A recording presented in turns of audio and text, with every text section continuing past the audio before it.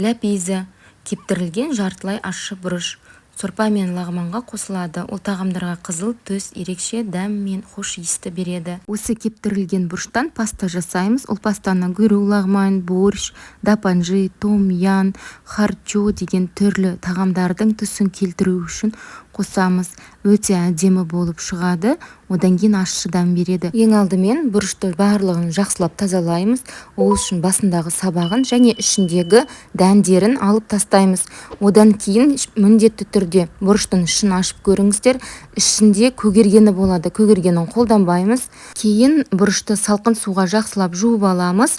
2 рет жуып шайып, суын төгіп, одан кейін ыстық су құямыз. Ыстық суда кемінде 30 минутқа бұқтырамыз. Бұрышты жақсылап шайғаннан кейін құйып қойған суымыз осындай таза болу керек. Лапизамыз жұмсарды, ол жібіп тұр, қараңыздар. Ішіндегі еті осындай жұмсақ болып келеді, ылбырап тұр.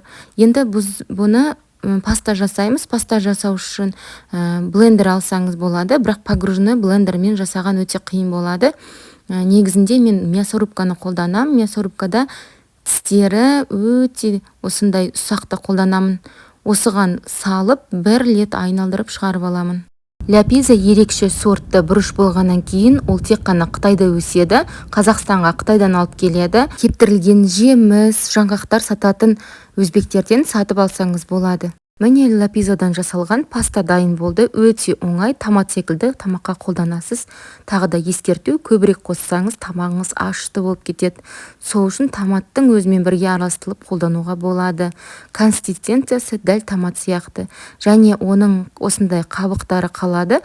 Бұл қабықтарды мен көбінесе жаңағы корей капустасы кимчиға қосып қолданамын.